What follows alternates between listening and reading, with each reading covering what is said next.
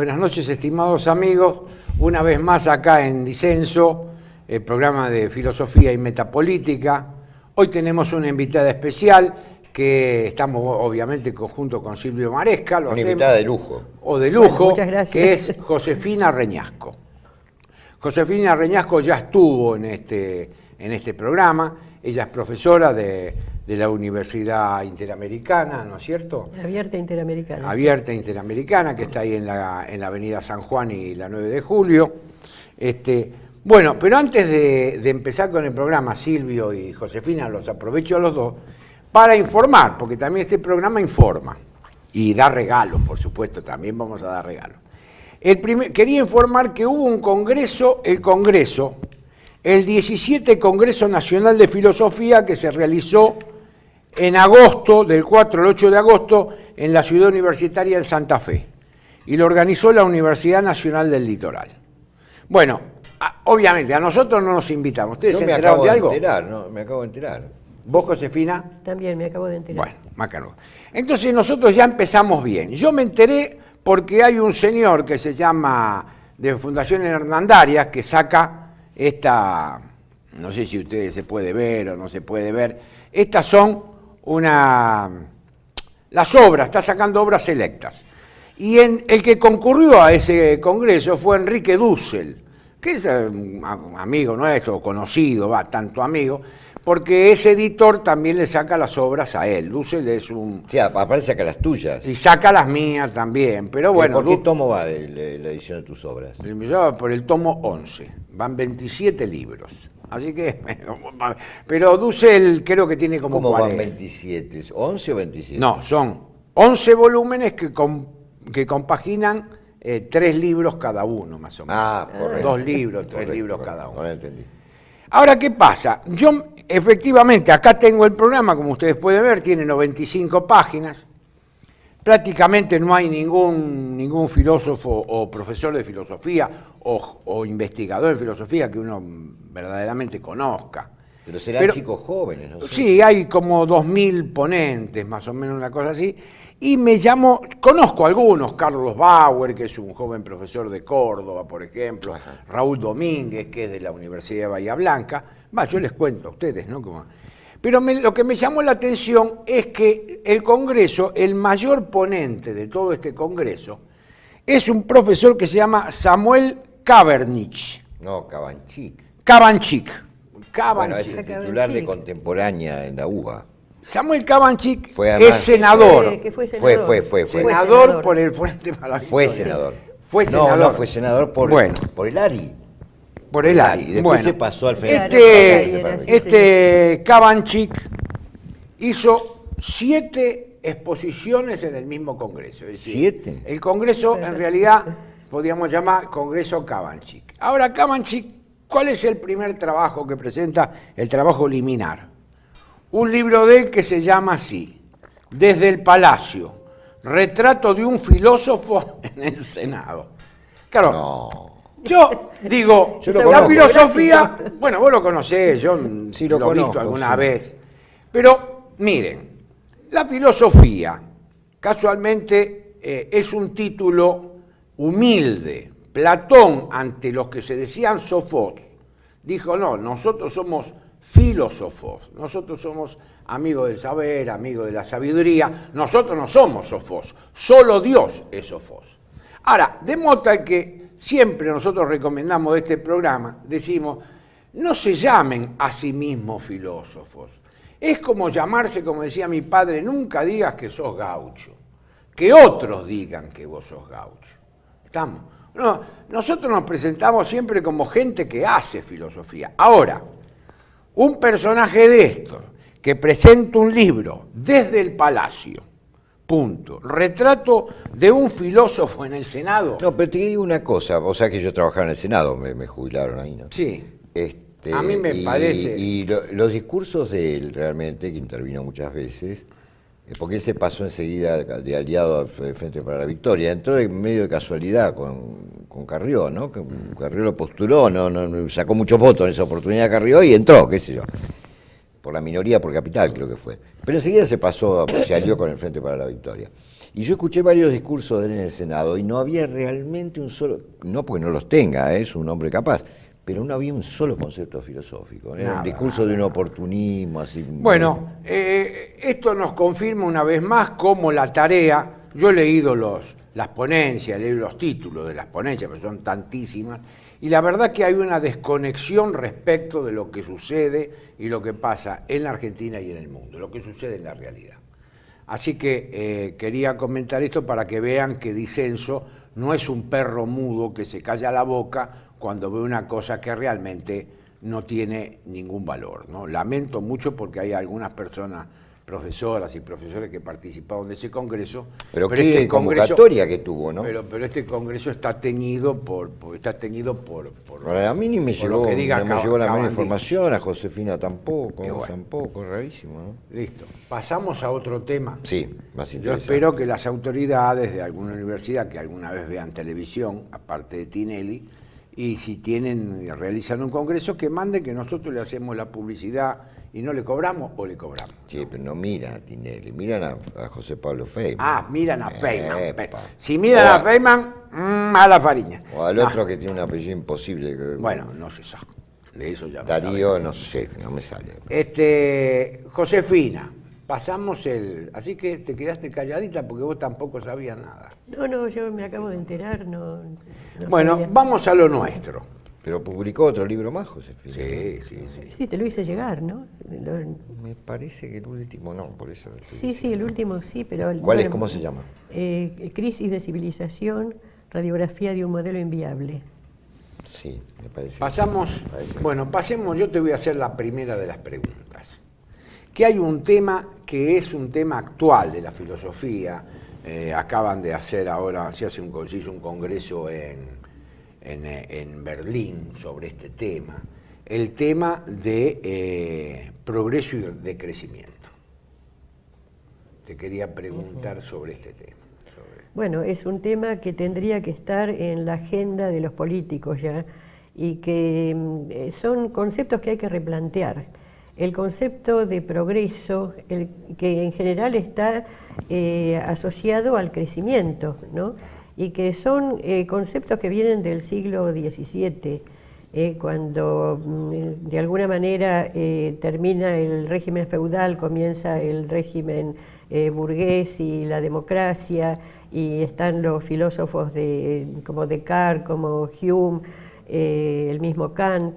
Se empieza a hablar de progreso en un sentido de vincular el progreso con el crecimiento económico, con el crecimiento tecnoindustrial, y que eso iba a arrastrar mayores valores morales, mayores valores éticos, un mayor bienestar para la población, y quedó sin reflexionar ese concepto. Ahora, ¿qué pasa? Pasando el tiempo y cuando el capitalismo se fue convirtiendo en neocapitalismo, el progreso directamente se vinculó con el crecimiento económico. Entonces, lo único que se busca desde el punto de vista de la política o desde el punto de vista de los economistas es el crecimiento económico. Ahora, ¿qué pasa? ¿Qué significa mayor PBI? Claro, una mayor productividad, mayor invención de novedades, ¿no es cierto?, innovación constante, y además esto vinculado con la dinámica del capitalismo, que es realmente algo que lleva al capitalismo más allá de sus límites, ¿no es cierto? Exacto. En este momento estamos ya en un límite civilizatorio. El mismo Papa en la última encíclica Laudamus Te se ha referido a esto, ¿no es cierto? Como que este sistema ya no se sostiene. Hemos llegado a un límite en que lo que se ha ignorado son los efectos entrópicos de cualquier transformación de energía. Y el crecimiento tecnoeconómico es una transformación de energía. Aquí tenemos la primera ley de la termodinámica, ¿no es cierto? La segunda, mejor dicho. La primera ley es la ley de conservación de la energía, ¿no es cierto? La energía es constante, no se crea ni se destruye, pero se transforma. Ahora, cuando se transforma, una parte pasa a la utilidad humana, pero otra parte se pierde, se difunde en forma, en general, de calor, ¿no? de calor. Se degrada, ¿no? Se degrada y de efectos nocivos, ¿no? Como Exacto. por ejemplo tenemos el automóvil, ¿no es cierto?, que nos permite manejarnos muy rápidamente en poco tiempo, pero produce dióxido de carbono. Entonces, de alguna manera, todas las transformaciones, y cuanto más rápidas son, más todavía, transforman de alguna manera muy rápidamente todo el sistema ecológico, ambiental, la salud, el bienestar humano, y traen una serie de consecuencias que además no son reconocidas explícitamente por las empresas. Claro. O sea, ¿qué hacen las empresas? Externalizan la entropía. Claro. Al externalizar la entropía, ¿quién paga, por ejemplo, los problemas de la basura que se acumula, la intoxicación de los Las niños por el sociedades plomo? periféricas en general, Sí, ¿no? o el Estado, o los particulares, o el sistema de salud, ¿no es cierto? Claro. O sea, Pero, las empresas, vos decís, se desentienden. Se desentienden. no lo tienen en cuenta en los libros de contabilidad. Exacto. Uno ve el debe y el haber, Claro, y ahí están, claro, pero por ejemplo, la basura de la que se tiene que hacer cargo la sociedad, eso no figura. Claro. La contaminación de los ríos tampoco. Tampoco figura. Las enfermedades que producen en la población tampoco. Entonces, externalizan los gastos entrópicos, digamos, bien, ¿no es cierto? muy bien. Eso es lo que ocurre, y Al Gore se ha referido explícitamente a esto. ¿Quién? Y Al Gore.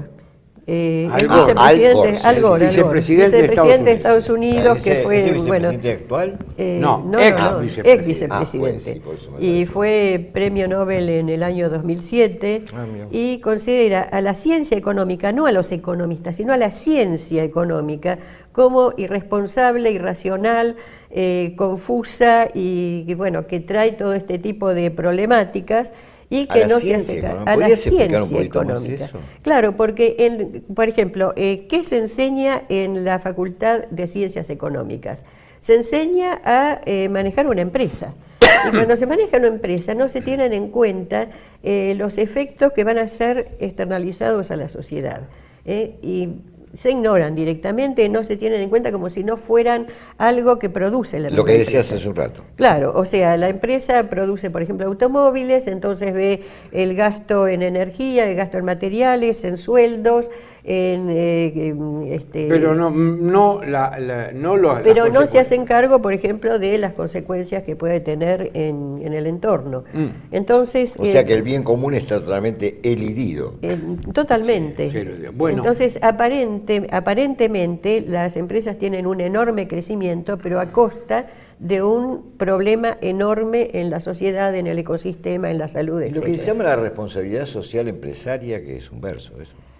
Bueno, ¿qué es lo que hacen las empresas con la responsabilidad social empresaria? Por ejemplo, pintan una escuela, le dan beca a unos chicos, pueden, son cosas cosméticas. Restauran un parque, en fin. Claro. claro. Ahora Bueno, se habla, San Bichito. digamos, además de responsabilidad social empresaria que tendría que de alguna manera cumplirse como corresponde, se habla de responsabilidad extendida del productor. ¿Qué significa esto? Que la producción de cualquier objeto, de cualquier cosa que fabriquemos, implica un proceso. Y no es simplemente que yo, por ejemplo, uso un automóvil y bueno, cuando lo termino, o una computadora, por ejemplo, cuando la termino de usar, la descarto. Entonces comienza el problema de, por ejemplo, la chatarra electrónica, que es un enorme problema, ¿no es cierto? En el mundo se producen más o menos 10 millones de chatarra electrónica que tiene, bueno, muchos elementos contaminantes como plomo, mercurio. 10 millones cada etcétera. cuánto? 10 millones por año. Por año. Y en la Argentina, solamente Dios. en la Argentina, 120.000 toneladas por año. Ahora, ¿qué se hace con eso? Bueno, se recicla, dicen, total se recicla. Primero, reciclarlo es caro, es una empresa, tengo que tener una empresa, tengo que tener empleados, tengo que tener un soporte de edilicio. Y por otra parte, no se puede, de alguna manera, no se puede reciclar la totalidad de los elementos. Claro. Se recicla más o menos un 30%. Y hay una serie de elementos que son contaminantes, como plomo, mercurio, litio, etcétera, etcétera, que, bueno, hay que tener algún reparo con eso. ¿Qué hacen las grandes corporaciones o las naciones? Lo que hacen es también una forma de externalizar gastos, ¿no es cierto?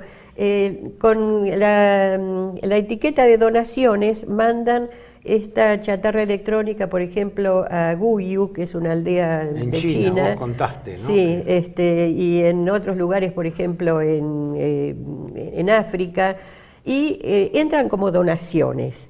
Ahora, ¿qué pasa? La gente sí empieza a reciclar eso como puede, los chicos se enferman, los ríos se contaminan con el plomo, etcétera, etcétera. Entonces, hubo dos reglamentaciones. Uno, la reglamentación, el Concilio de Basilea, que de alguna manera quería reglamentar esto, pero que terminó siendo una, digamos, una legitimación de la externalización de estos gastos. Y otra fue la prohibición de Basilea, que uno dice, bueno, claro, ahora hay algo un poco más fuerte, se prohíbe la exportación de chatarra electrónica o de elementos contaminantes a otras naciones.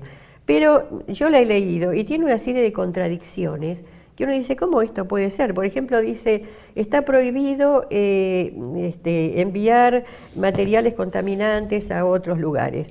Pero después dice, si se envían materiales contaminantes, tienen que ser de acuerdo a las regulaciones internacionales. O sea Entonces, si está prohibido, no se puede regular. Exacto. Entonces, parecería que es una legitimación, es una cosa que se sigue haciendo. Entonces, Se a abren una partir puerta de y abren esto, otra. claro, se pensó en otra forma de concebir la producción y la responsabilidad del productor. No solamente la responsabilidad social empresaria, sino la responsabilidad extendida del productor. El productor se tiene que hacer cargo de la disposición final de este Claro. material, ¿no es cierto? O sea, viendo una computadora, ¿no es cierto? La computadora tiene una vida útil de 5 años, por ejemplo, y después se descarta y se cambia por otra. Además está la obsolescencia programada, ¿no es cierto?, que si yo tengo que cambiar una tuerca, antes la tuerca venía rectangular, ahora viene hexagonal, y entonces ya no me sirve. Ya no me sirve, Y entonces claro. tengo que descartar ese aparato y Obsolescencia comprar otro. programada. Entonces, la responsabilidad extendida del productor, lo que dice es que el productor se tiene que hacer cargo de la disposición final. O sea, ¿qué se hace después? ¿Se recicla? Bueno, ¿Pero eso se lo aplica reciclan. o...? No. No. No, en Es una algunos idea. países... Es No, una pero idea. acá Es Filmus, una teoría. en el año 2011, presentó en el Congreso un proyecto para que esa ley fuera aprobada. Y tuvo aprobación por unanimidad en senadores Senado. Y muy y bien. diputados no la trató. Entonces Durmió. perdió la estatus cajonearon, legislativo. cajonearon. Y ahí quedó. Ahí vienen los lobbies. ¿viste? Claro. Bueno, esta, como ustedes verán, habló Josefina sin parar. Pero esta es la introducción al tema. Josefina venía a hablar de otro tema y a esto lo trajimos, que es sobre el tema del poder. No sé si hacemos una breve pausa y después vamos a hablar sobre el tema del poder, ¿no es cierto? ¿Cómo no? A eso la invitamos.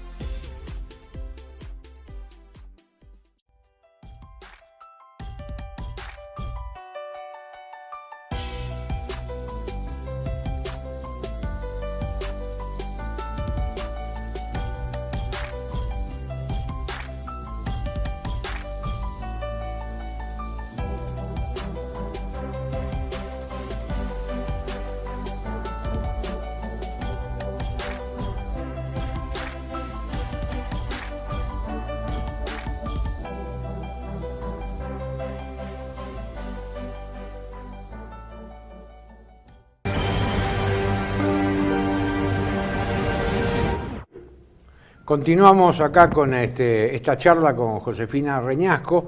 Antes quería comentarles que existe una forma, le agradecemos a todos aquellos que han hecho donaciones acá al programa y al canal para que solventar un poco los gastos que se tienen, que cada vez son mayores. Así que hay una cuenta que se puede ver en pantalla donde pueden hacer las donaciones del caso y desde ya le estamos muy agradecidos. Ahora continuamos con Josefina Reñasco, pero para que vean que este programa es un programa generoso, antes que me olvide, vamos a hacerle entrega a Josefina Reñasco un libro sobre teoría del disenso, para que, como homenaje a su presencia en el canal. El último tomo de los tuyos. Sí. Sí, el tomo 2. Sí, Muchas gracias. Bueno, estamos hablando del tema de crecimiento y progreso y hizo toda una exposición porque Josefina es especialista en la relación entre filosofía y tecnología. Ajá. En realidad habíamos quedado que íbamos a hablar sobre el tema del poder. No sé si vos querés... de las estrategias del poder. Estrategias del poder. De eso me gustaría que pudiéramos hablar y después redondeamos con las preguntas que quedaron del bloque anterior. Entonces, hablá de estrategias del poder. A ver. Bueno, vamos a empezar entonces con el tema de las estrategias del poder. Y lo primero que tenemos que hacer es preguntarnos qué es el poder. Y es un término polisémico, ¿no es cierto? Del poder se habla, por ejemplo, del poder como creatividad, tanto artística como científica, o el poder de aprender, ¿no es cierto? Y también tiene una connotación del poder como dominio y como de alguna manera establecer algún lazo para que las distintas personas puedan hacer lo que determinados centros de poder requieren. Y el tema del poder se podría de alguna manera también vincular con lo que entendían los griegos por poder, ¿no es cierto? El poder del autocontrol, la sofrosine, que tiene esa raíz sofrón que está también presente en frente y freno, como que en la frente estaría la razón que bueno, nuestra palabra sofrenarse, yo creo que sofrenar, debe venir claro, de ahí, sí, ¿no? sí, también. De ahí viene antiguamente, en la época de Hegel, por ejemplo, la frenología. Claro. Que es la forma de controlar los impulsos, ¿no es cierto?, las ambiciones desmedidas. La hibris. La hibris, exactamente. Entonces, hay distintas formas de entender el poder, que no todas son, digamos, el poder de dominio, ¿no es cierto? Pero también el poder de dominio tiene distintas formas de presentarse. Y en general se habla de la tríada del poder, que sería el poder violento, ¿no es cierto?, la violencia, el dinero y actualmente, y cada vez más, el conocimiento. El poder de la violencia, bueno, tenemos las guerras de todos los tiempos, ¿no es cierto? De todos los días. Y de todos los días, la violencia en sus distintas formas. Pero la violencia no siempre es explícita, ¿no es cierto? Bueno, Walter Benjamin ya decía que el Estado monopoliza la violencia y atrás de todo el sistema jurídico está la fuerza de la ley, o sea, la fuerza de la policía, la fuerza del ejército. O sea que también el sistema jurídico de alguna manera se apoya en la violencia, aunque la violencia allí no sea algo que sea visible, ¿no es cierto? Pero ¿qué ocurre? La violencia genera resistencia. Y como decía Clausewitz, el objetivo de toda lucha es lograr que el enemigo no pueda ejercer resistencia. Es decir, imposibilitar al enemigo para ofrecer resistencia. Entonces, la violencia no es un poder que se pueda ejercer como la única forma de poder, porque crea resistencia y de alguna manera esto no es conveniente para quien ejerce el poder. Ahora, ¿qué pasa con el dinero? Bueno, el dinero siempre es bien recibido, ¿no es cierto? Se pueden pagar salarios, se pueden dar premios, se pueden pagar coimas, es una forma de poder mucho más, digamos, encubierta. Sutil. Y no crea resistencia porque de alguna manera, bueno, todos lo reciben de buena manera. Pero la forma más, más perfecta o más sofisticada de ejercer el poder es el conocimiento. Y ahí hay distintas formas que, bueno, podemos analizar en este programa, pero Liddell-Hart, en las estrategias de aproximación indirecta, el general Liddell-Hart en inglés. Sí, lo dice de una manera muy explícita, ¿no? Sí. Dice, se puede utilizar distintos argumentos para convencer a un superior jerárquico de que nuestro programa es bueno, pero la mejor manera es convencerlo de que el programa lo produjo él, que el programa es de él. Bueno, vos sabés que Liddell-Hart, yo lo he leído muchísimo, ¿no? Tiene un libro hermoso que se llama Escipión el Africano, un general más grande que Napoleón, porque Escipión el Africano practica con Aníbal la aproximación indirecta, porque él va a España, va a atacarlo en España. Entonces Aníbal tiene que ir a buscarlo. Él lo mueve a Aníbal y después lo termina derrotando en Cartago, pero Escipión ataca en España. Entonces tiene que ir a Cartagena y ahí es donde lo derrota. Entonces, hablando de este asunto, Kierkegaard, ya que estamos con... ahora Maresca es especialista en No, especialista no. Y entonces, como a mí también me gusta, Kierkegaard dice que la aproximación indirecta, te digo esto por si te puede servir un día, lo citás a Kierkegaard, no porque te lo comento yo. Dice Kierkegaard que la aproximación indirecta es el discurso del médico en el lecho del enfermo. El médico nunca le habla al enfermo, siempre le habla al que lo cuida. Y al que lo cuida le dice, bueno, y hay que hacer esto, esto y esto. Al que lo cuida, al enfermero, al pariente, nunca al médico. Los médicos, en la época de Kierkegaard y en la nuestra también, los médicos de cabecera, nunca le hablan directamente, le hablan a quien lo cuida. Entonces el que lo cuida, ¿viste lo que dijo el médico? Es una técnica de aproximación directa. Lo encontré yo en Kierkegaard. Sí, hay distintas formas, ¿no es cierto?, de bueno, pensar. hay muchas formas. ¿Qué pasa, Josefina, con el tema del conocimiento como poder? A ver, ¿cómo es eso? Bueno, está presente en distintas formas, ¿no es cierto?, y es, digamos, una presencia constante. En primer lugar, lo que decía Marx, ¿no es cierto?, digamos, la producción industrial necesita del capital, pero el capital cada vez más se va corriendo a un lado y lo que importa es el conocimiento científico como la forma de aumentar la productividad de la empresa, ¿no es cierto? Entonces, o sea, cierto tipo de conocimiento. Claro, un conocimiento que... No Kierkegaard.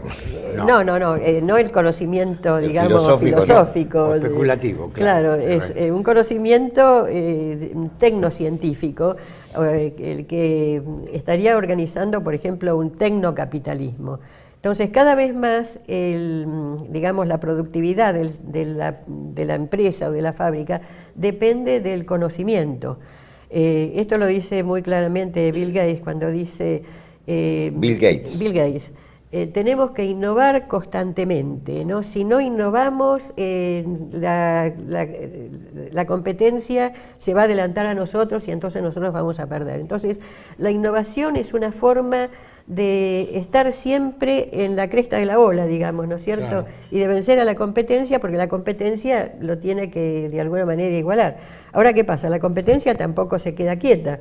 Entonces llega un momento en que la competencia iguala en innovación a la empresa que se adelantó. Vos sabés, y esto, bueno, al final lo sabés, ¿no? Claro. Marx en el Manifiesto Comunista, Marx y Engels en el Manifiesto Comunista dice que la burguesía es la clase auténticamente revolucionaria. Pero uno lee el Capital. Y la verdad, ¿no? Y aquello de que todos los sólidos se disuelven en el aire con el capitalismo, ¿no? Y la verdad que lo veía bien Marx en ese sentido. Él no decía que la clase revolucionaria era el proletariado, decía que la burguesía era la clase revolucionaria. No, él lo que decía en este sentido, claro. Uno lee el Manifiesto Comunista y dice, pero ¿qué es lo que tiene esto contra el capitalismo? En este sentido de la movilización total, de que después habló Junger, ¿no? La movilización total, la movilización de todas las energías. Claro, lo que pasa es que era un proceso que él veía como positivo, que es el proceso de crecimiento económico, pero en ese momento estaba liderado por la burguesía. Y él lo que quería es que lo lidera el proletariado, es la única diferencia. Pero él no es contrario al desarrollo capitalista. No, para nada. Lo que pasa es que quería un desarrollo capitalista sin desigualdad, un desarrollo capitalista equitativo.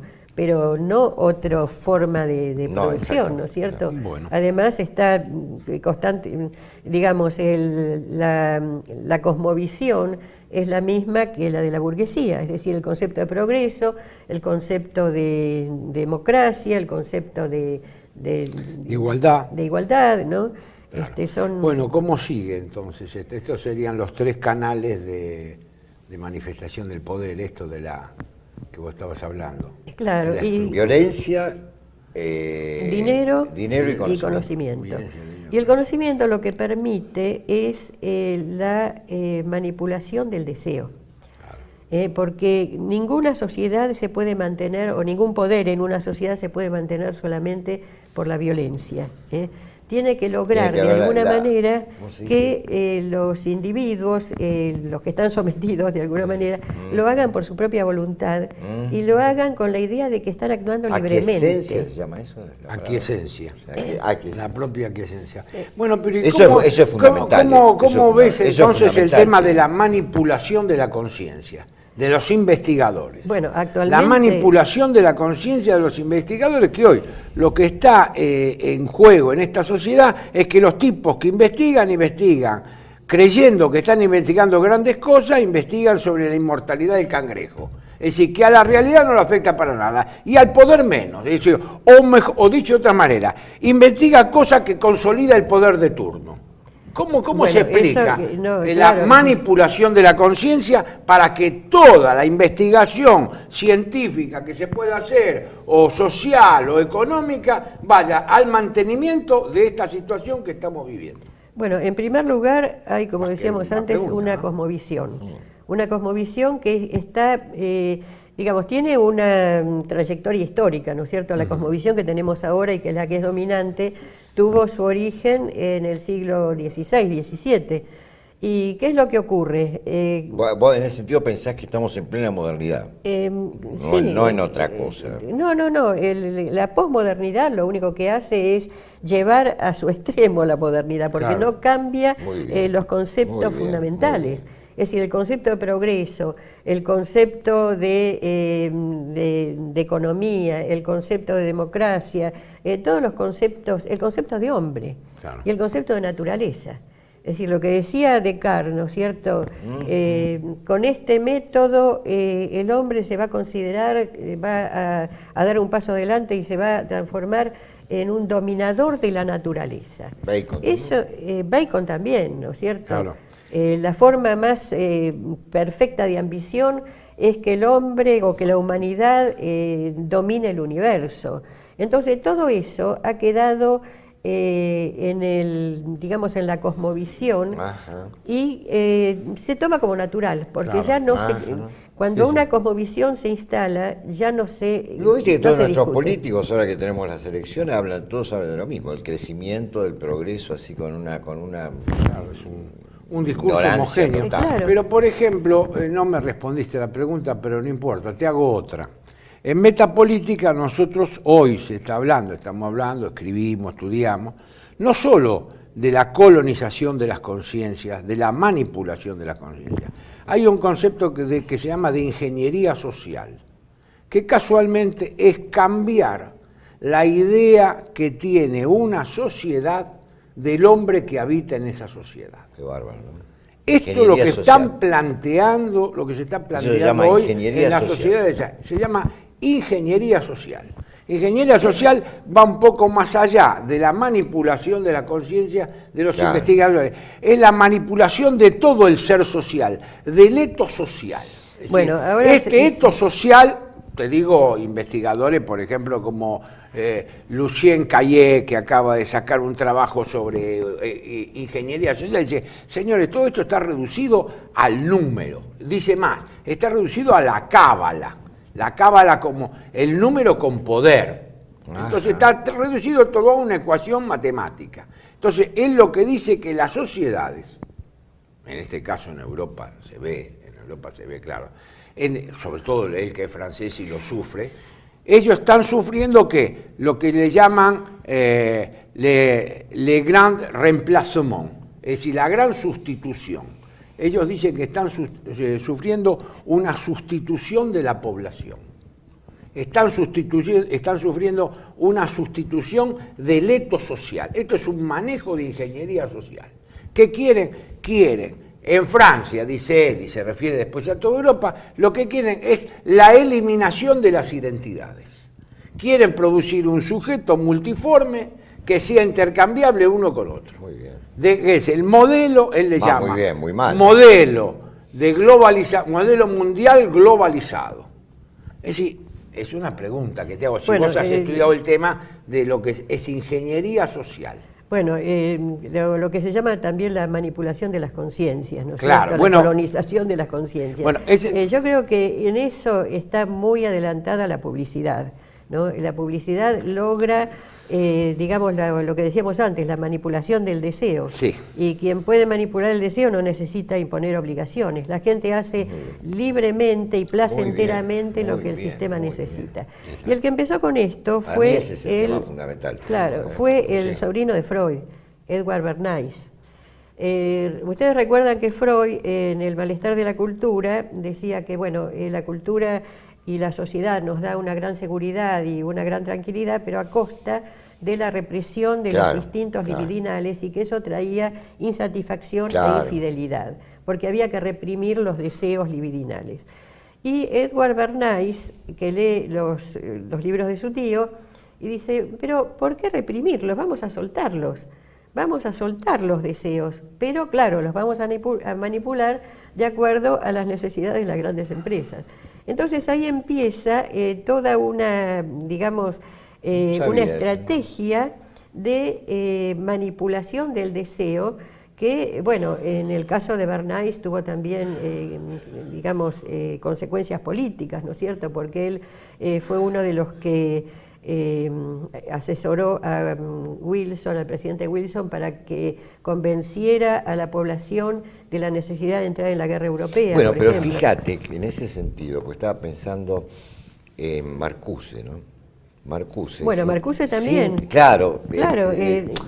Habla de la tratando de plantear la cosa libertad. desde la izquierda, pero sin embargo contribuye a esa domesticación del deseo, digamos. Claro, la manipulación de la y libertad. la revolución Marcuse del lo dice. 68, que eso la verdad, que Sarkozy, Claro. que no es santo de mi devoción, pero la verdad que lo ha dicho con toda claridad.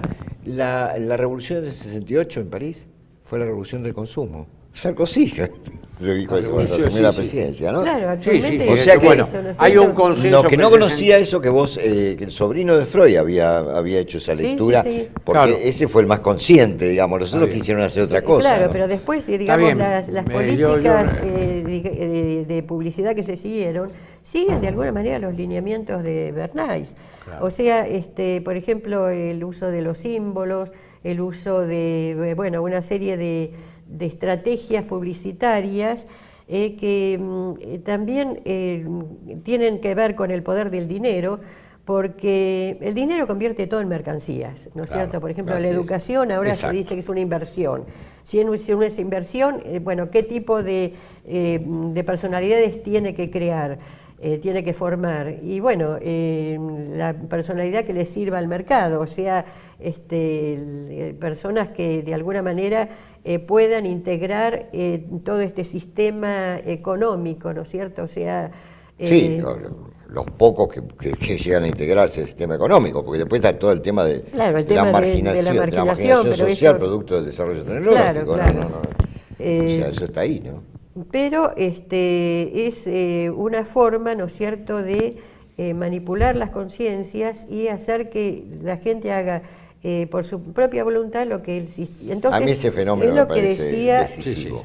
lo que decía Clausewitz, ¿no es cierto? Eliminamos esclavo toda satisfecho, resistencia. ¿viste? Claro. Ahora, en esto de que todo se convierte en mercancía, ocurre también lo que actualmente se llama la economía de la experiencia.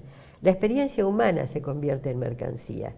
¿Y Ay, por qué qué? bueno. Porque la experiencia Eso lo humana pensé es de alguna manera fragmentada, convertida en mercancía y devuelta a los individuos en cómodas cuotas mensuales. Y cuando uno analiza la Qué bueno. propaganda, eso, fíjense, yo traje Claro, acá porque una se basa en lo que propaganda hace la gente. de No, eso quiere decir, se basa en lo que hace la gente, en cierta forma. toda tu personalidad, llévala en tu Nokia. Nokia, tu vida acá adentro.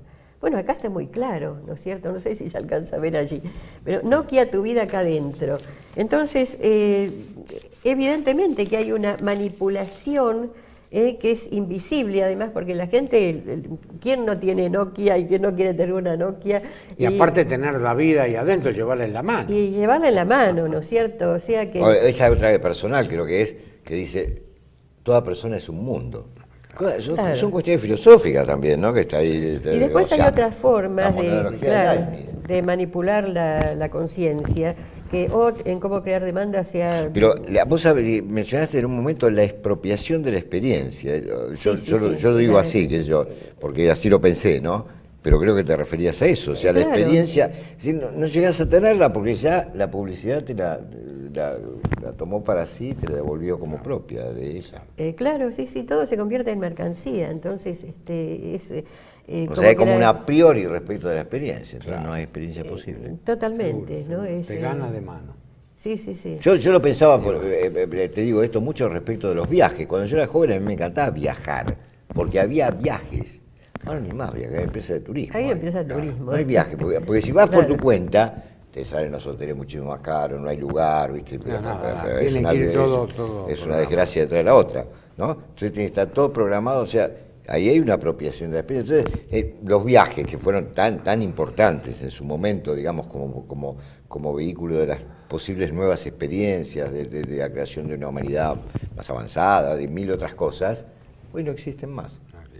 Bueno, Pero no quiero que terminemos No, que- no. sin que Vamos. Josefina nos diga qué vías de solución ves a estos problemas. ¿Tenés alguna vía de solución a estos problemas? Vos ¿Qué pensás que se debería hacer? Yo qué sé. barruntás, ¿qué se debería hacer? ¿Qué podrían hacer los Bueno, estados? cada uno puede hacer algo desde su lugar, Bueno, digamos, eso en ya la es un- sociedad, ¿no es es un cierto? precepto moral, eso. Claro, yo no soy política, no soy empresaria, no soy una persona que pueda gestionar algo, pero sí lo que uno hace desde su lugar es abrirle, digamos, las posibilidades de pensar de otra manera a la juventud, Claro. ¿no? Es decir, mostrar que hay otra perspectiva. Que se puede pensar que de se otra puede manera. pensar de otra manera. Como hacemos nosotros acá en el programa, mostrar que se puede pensar de otra manera. ¿no? Claro, y de alguna manera, por ejemplo, hoy estábamos hablando, bueno, del concepto de hombre, ¿no es cierto? Que esto es el concepto que hemos heredado y que todavía está vigente, ¿no es cierto? Del hombre como dominador de la naturaleza. Ajá. Y la naturaleza, bueno, limitada a ser una suma de recursos a explotar. Y esto se toma como natural, es decir, se naturaliza y se legitimiza. Porque una de las características del poder es también que tiene que estar legitimado. Muy bien, claro. ¿Qué significa que tiene que estar legitimado? Que tiene que convertir las relaciones de poder en relaciones de derecho. Exacto, se legitima a través de la ley. Claro. Entonces, el poder primero se legitimó, La por ejemplo, superestructura jurídica. Claro. Exacto. el poder de las Sí, sí. monarcas. Sí, sí. Era la delegación del poder de Dios, que Exacto. en una ceremonia, ¿no es cierto?, el La monarquía papa absoluta. o el cardenal más importante le ponía la corona. Como hoy en son la los cabeza. partidos políticos respecto de la representación política. Claro. Los partidos políticos tienen el Ya ni los monopolio. partidos, los espacios. Sí, pues sí, pero los Claro, partidos ahora hay políticos una- tienen el monopolio de la representación política. Hay una ¿Y legitimación. por qué no pueden tener representación política las organizaciones sociales? Por ejemplo. ¿Me ¿no es entendés? cierto? Claro. Como tenían, yo qué sé, en la Constitución del Chaco del 51 o en la República Socialista de Yugoslavia, Y la por eso autocentrada. eso se supone que es corporativismo, totalitarismo. Bueno, pero no, porque No, ese es casualmente la comunidad en el poder. Pero nos queda muy poco tiempo. Bueno, así que listo. dejemos Bueno, no que quería Josefina terminar con esto de la nos legitimación. diga porque qué podemos hacer. Al legitimar el poder, ¿no es cierto? Por ejemplo, el poder monárquico, ¿no es cierto? De esta manera, es incuestionable. Nadie iba a cuestionar al monarca porque era el delegado de Dios. Ahora, también el poder, cuando hay otras formas de poder, hay lo que se llama el desanclaje simbólico. ¿Qué significa? Que hay, digamos, nuevos símbolos o nuevos desanclajes de símbolos para incorporar otra manera. Y esto se vio muy claramente cuando Napoleón es coronado emperador. claro, él estaba por la democracia, ¿no es cierto? Era Claro. uno de los adalides de la Revolución Francesa, pero llega un momento que necesitaba el poder absoluto. Entonces se hace coronar emperador y prepara toda la ceremonia en Notre Dame, viene el cardenal más importante, pero ¿qué hace Napoleón? Le toma la corona y se la coloca a él mismo. Toma Se la corona corona a sí y mismo. se la coloca a sí mismo. Y con eso hay aquí un acto de desanclaje simbólico. Le quita toda la posibilidad a la Iglesia y a la religión de legitimar el poder político. Ajá. Además, no hizo solamente eso, sino que le pidió a David, claro, en ese momento no había ni fotografías ni Que le televisión, hiciera que hiciera este cuadro, no sé si se alcanza a ver. No, es el neorrealismo Este francés. cuadro tiene el realismo francés. 6 por 9 metros. Sí, es enorme. David Está en tardó el 2 Louvre. años en hacerlo, está en el Louvre, y es el momento en que Se Napoleón... autocorona. No, corona a Josefina, Ah, que es corona a su esposa, ¿no es cierto? Que acá está un detalle para que se vea mejor. Toma la corona del emperador, se autocorona él y después corona a Josefina. Entonces Bueno, corona a Josefina y ahí termina claro, la no, historia. es un acto de desanclaje simbólico Exacto. que le quita el poder de legitimación a la Bueno, Iglesia. che, es decir, la Iglesia no tiene ahora no solamente poder político, sino poder de legitimación, que eso es realmente lo que logró Napoleón con este acto, ¿no? Bueno, Josefina, nosotros te agradecemos muchísimo Pero me esta faltan charla. soluciones. ¿Eh? Yo quiero soluciones. Pero ya se ha hecho, me están haciendo señas hace rato, las soluciones las vamos a dejar para soluciones, los ensayos o los caminos alternativos, los vamos a dejar para otro programa y te agradecemos, como lo ha hecho recién Alberto, muchísimo tu participación y lo esclarecido de tus conceptos. Bueno, gracias a ustedes por la invitación y bueno, seguiremos en otra oportunidad. Seguro.